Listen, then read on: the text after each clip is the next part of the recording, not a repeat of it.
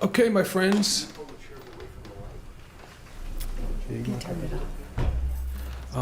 Right now, we'd like to come to our question and answer component to our session. We have microphones on either side, so if there are any folks in the crowd that have any questions, please come on down and we will get to you as first come, first serve. But I had a couple questions if I could ask our panelists to start us off, if that's all right.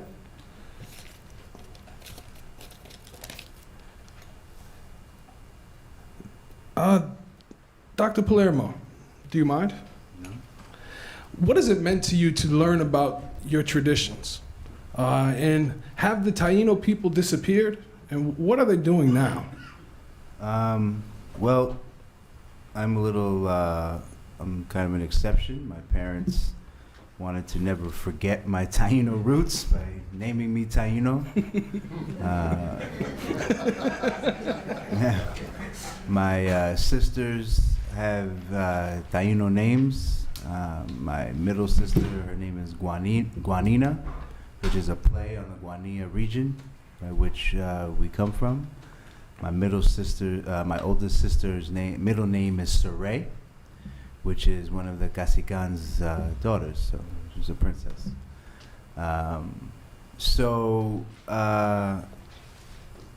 I was always aware of the existence of Tainos. I grew up in American public schools, so I kind of just ate what was fed to me about Native Americans, about Christopher Columbus.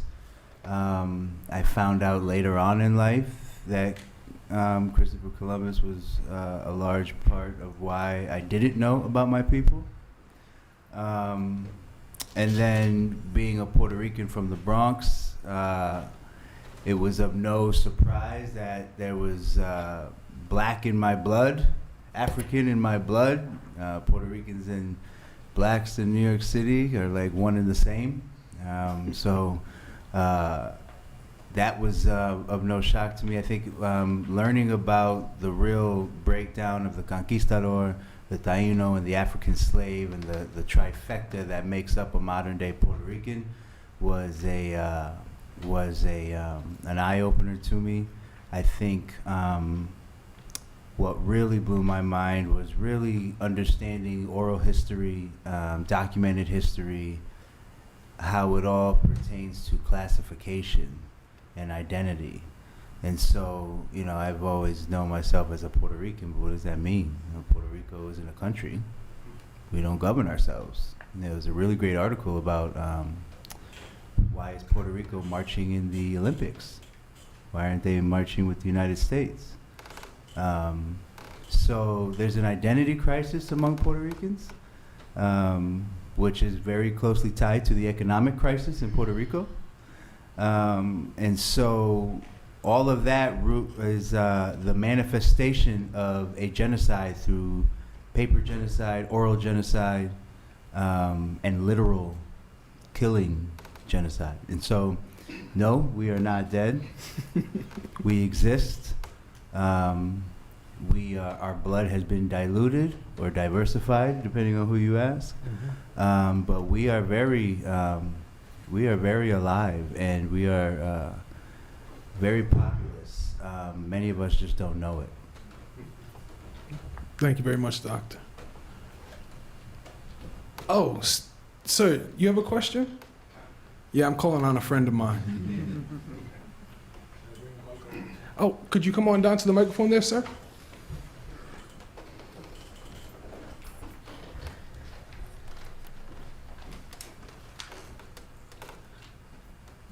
Well, I guess my question would be for Professor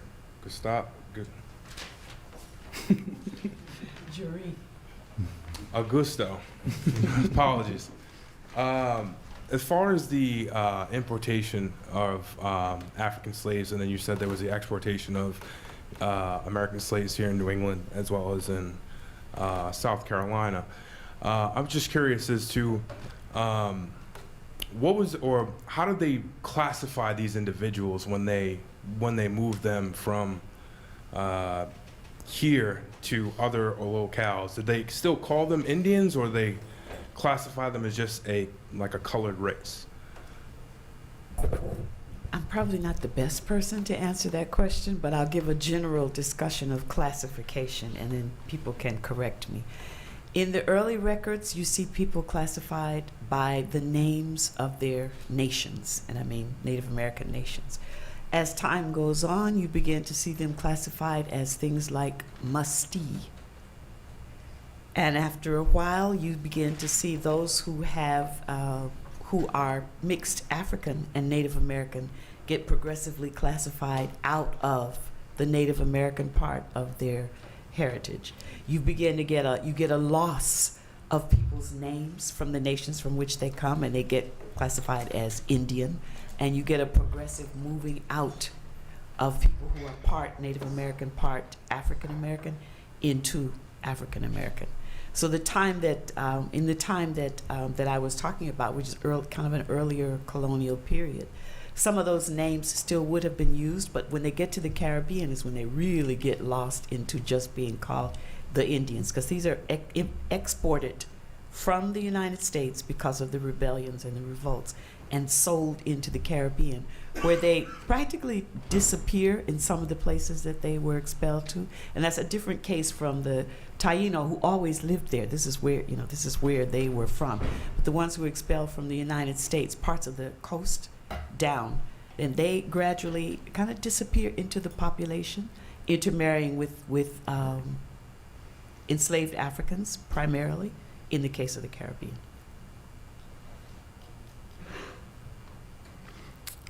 Yes, sir. Would you mind stating your name and your question, please? Mr. Too Cool with the glasses on inside. Okay. Good evening. I am Turewa Taino Kai, representative of the Sibuko Baimong Taino.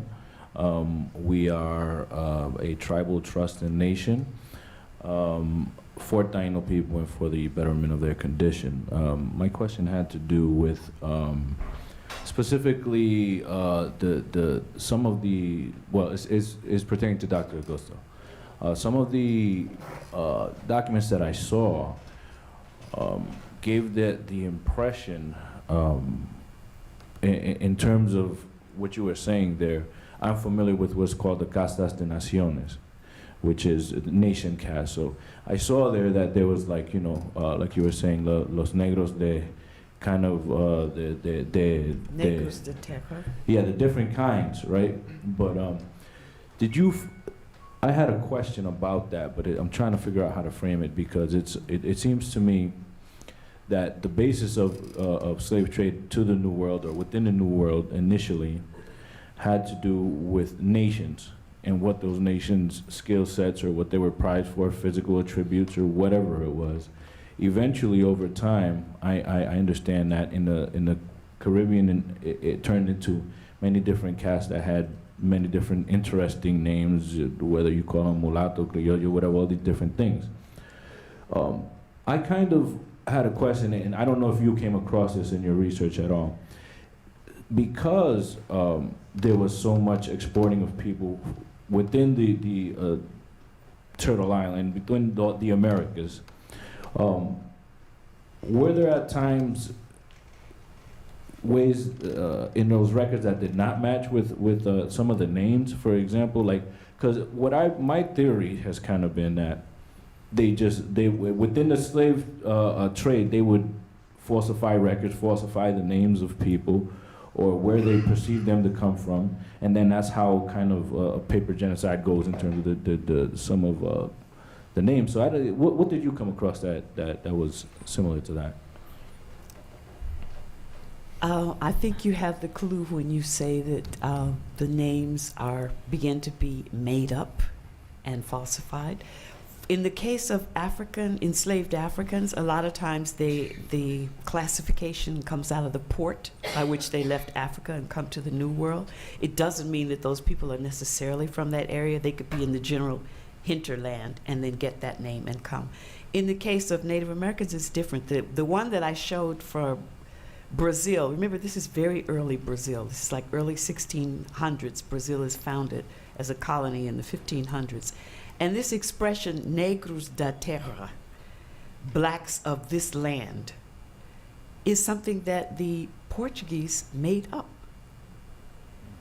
The names of the people who lived in the area are on the coast, especially were Tupi, Tupinamba, and others, you know, as you go further into the Brazilian interior. But all along the coast, those people were Tupi.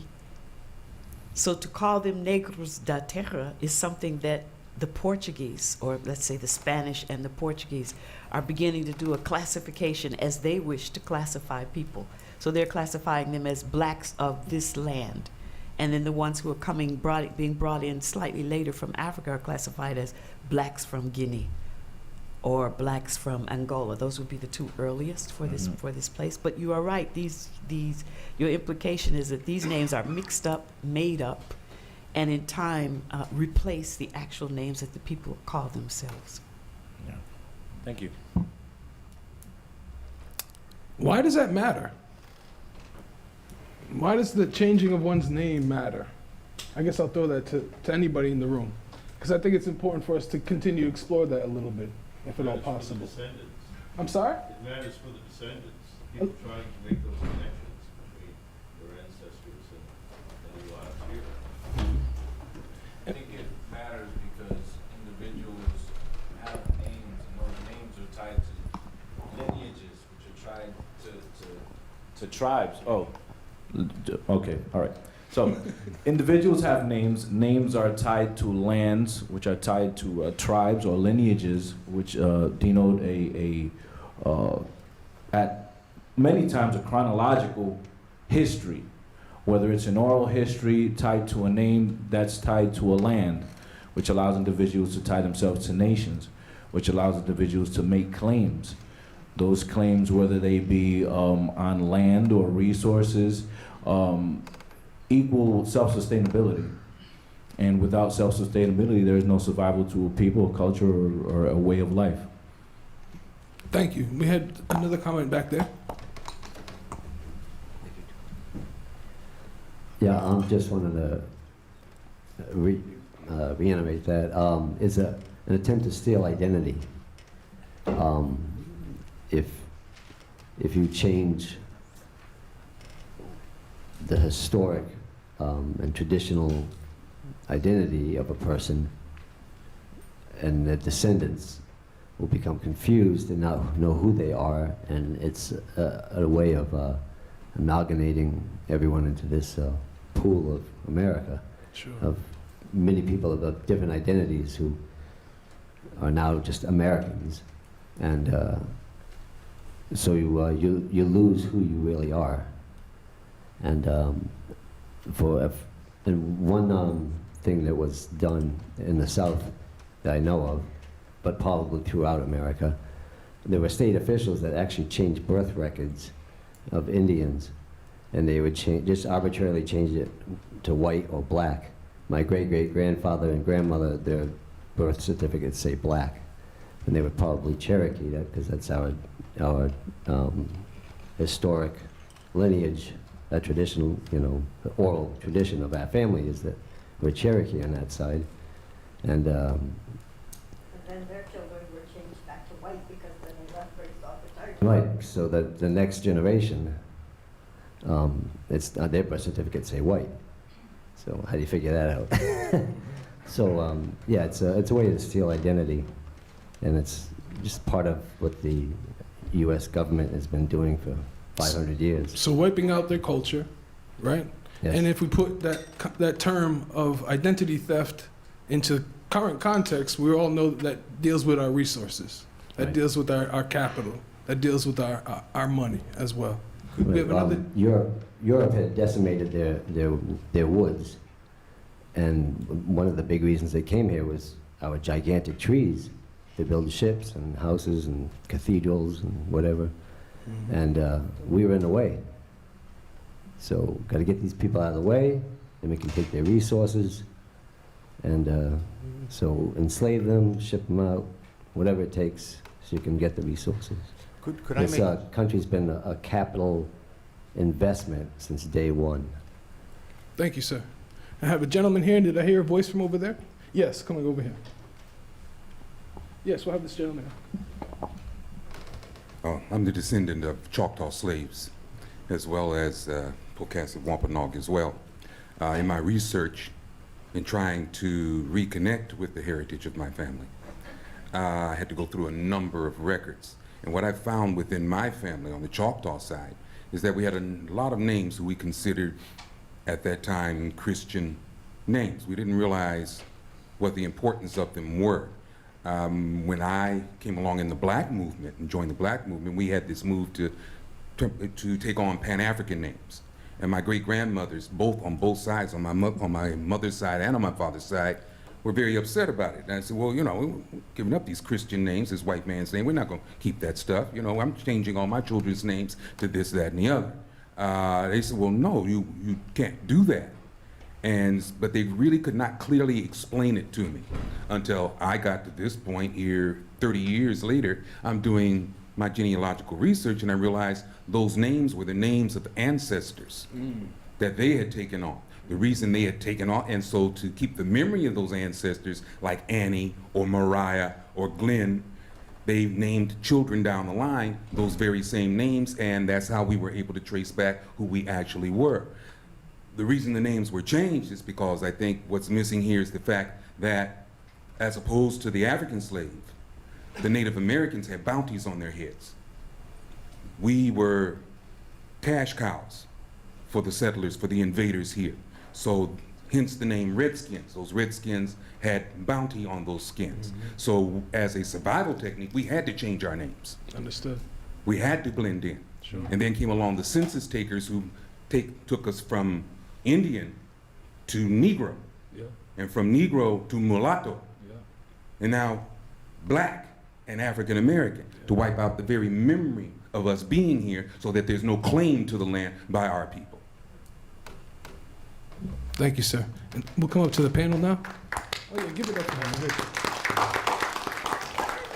So I would just like to say to anyone who descends from Picassets, the Sakonets seem to have blended in to and merged in with the Picassets. And the research that we're doing in Little Compton, and we dipped our toes into Tiverton. There's a whole bunch of names, and if you know Picasset genealogy, I'd love to hear it, because again, sometimes with first names rather than last names, we might be able to put those puzzle pieces together. And Picassett is Poconoke. Poconoke is the nation. so we had the Poconoke. the Sakonets Yes. in Little Compton and the Picassets in Tiverton and Fall River.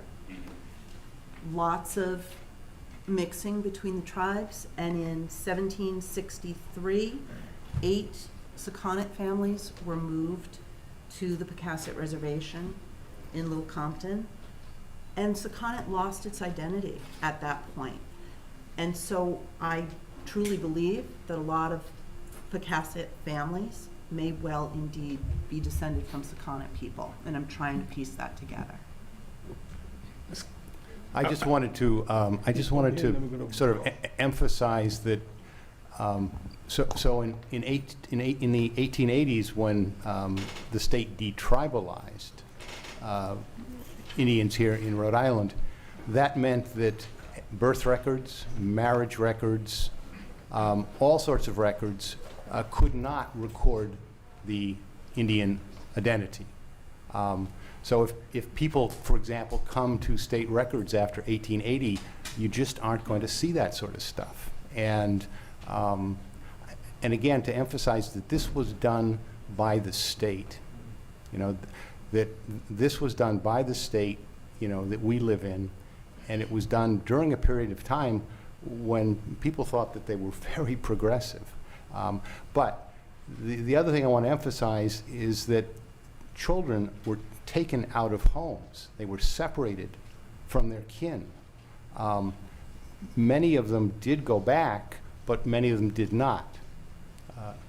In 1912, we get the development of the foster care program, and children were placed into foster care. One of the things I did not say is, as part of the records, what the state was calling this was that these were indentured records. In other words, if you look at the actual records of the state home, you will see that these children were placed in indentured.